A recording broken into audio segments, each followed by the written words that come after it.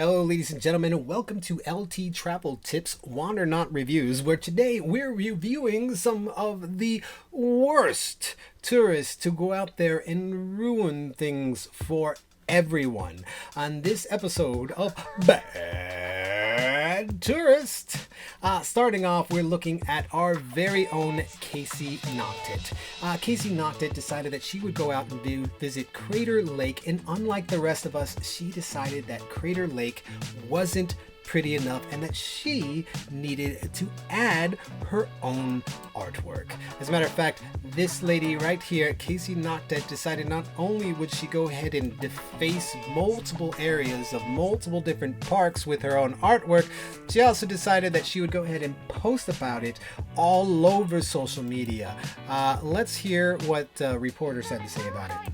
Casey Nocket has now pleaded guilty to vandalizing 7 different national parks during a 2-week hiking vacation. She was tracked down after posting photos of her so-called artwork on social media for all the world to see.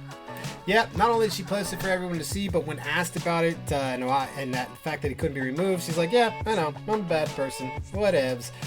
So a judge decided that whatevs was not going to be a good enough punishment for this, and decided to ban her from all federally controlled land. That includes national parks. That includes just federal sites. That includes BLM land. That includes about 20% of the contiguous United States, 1/5 of the country. So there you go, Casey. I hope you enjoyed it. Your actions have decided to limit yourself to only 80% of the United States. I guess there's plenty of space. I guess you're going to end up being fine, unlike our national parks, which all will have to wait until they erode even further in order to get rid of your mark, Casey. So be proud. Be proud. Up next, we have one of my personal faves. This gentleman here is actually well known, has quite a bit of an illustrious career. You may know him from such things such as fighting influencers, being a part of the WWE, stealing land from people in Puerto Rico. I mean, just a crypto scam where he stole like millions of dollars with CryptoZoo. Lots of things. But earlier in his streaming career, he decided that he wanted to be a bad tourist as well. Let's take a look. I've made a severe and continuous lapse in my judgment. In 2018, YouTube star Logan Paul apologized for posting a video of a suicide victim on his channel. Yo, so Japan is definitely not used to vloggers. Watch. You know how it is in Japan, they're all about the respect.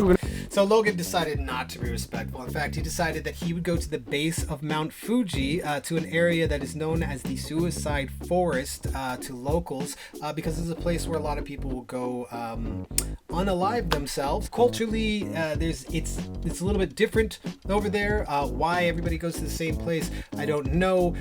But I will tell you this: if it's a cultural site with such a heavy topic, one thing you shouldn't go do is maybe go on a joking boys trip to go out and see what you could see there, because as a matter of fact, Logan did end up seeing things there. He ended up seeing the body of a recently deceased person, and like you would expect, they immediately got serious, they immediately notified authorities, and they immediately calmed down and treated it with the seriousness that it deserves. No, I'm just kidding. He didn't do any of that. As a matter of fact, he decided that he was going to go ahead and make fun, joke around, jump around with his boys, and be like, oh my God, like it was his own personal Stand By Me moment. And the world reacted, let's just say, badly to that. As a matter of fact, most people did not like what they saw. He took video and posted it on YouTube. And the reactions you saw on tape were raw, they were unfiltered. None of us knew how to react or how to feel. The video drew outrage responses and was taken down. The intent is never to be heartless, cruel, or malicious. No, the intent is actually just to make money. As a matter of fact, Logan Paul was able to make quite a bit of money, even though his video was taken down. He luckily got the exposure from the apology, got the exposure from the controversy, got covered in news places that weren't covering YouTubers at the time, but they were covering him, which helped catapult his career to be the guy you love to hate. And as I understand it, even now, people love to hate this guy. I just tried to pretend like he doesn't exist at all.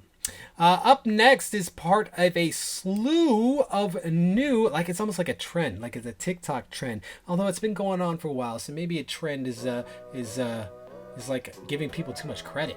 Maybe it's not a trend. Maybe just people actually suck.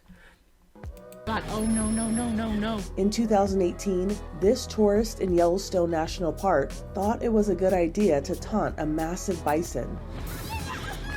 Oh God, no, no, I can't run. You can hear the animal grunting. Luckily, the animal, in this case, the bison, decided that it would be the bigger person or the bigger, animal by walking away from it, unlike this idiot out there trying to taunt nature into attacking it.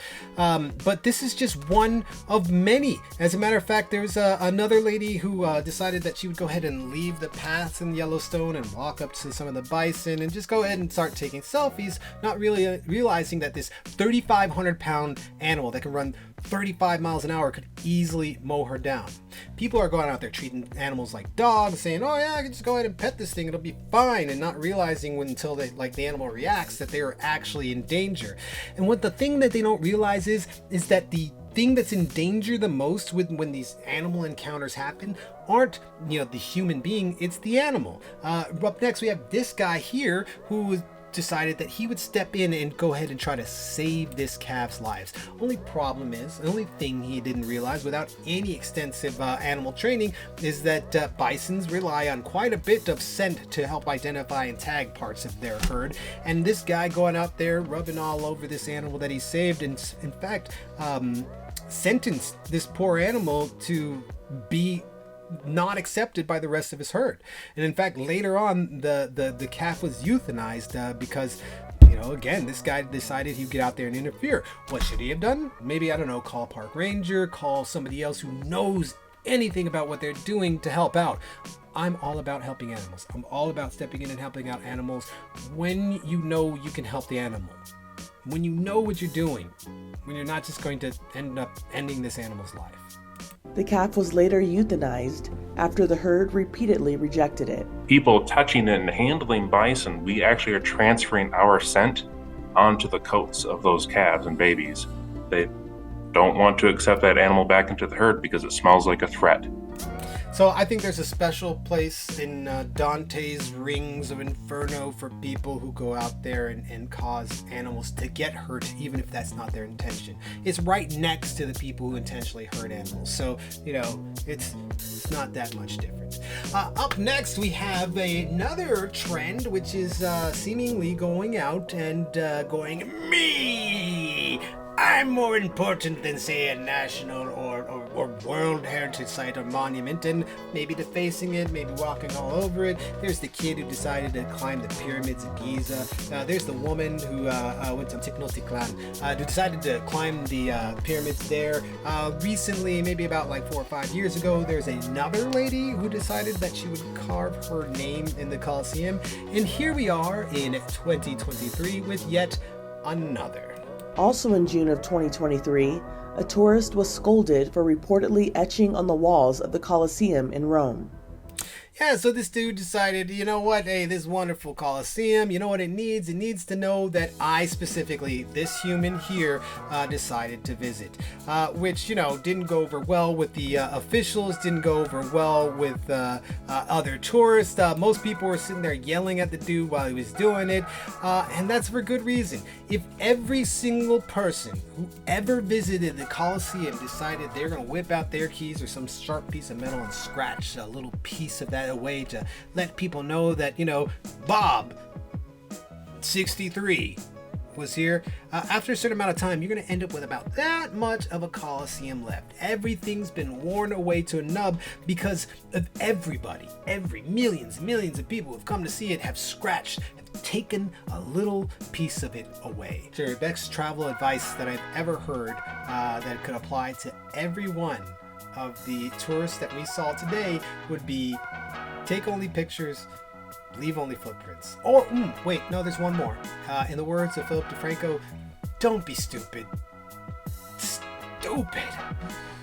This has been Wanna Not Reviews. We hope you guys liked it. Like and subscribe for more content just like this. We'll catch you next time.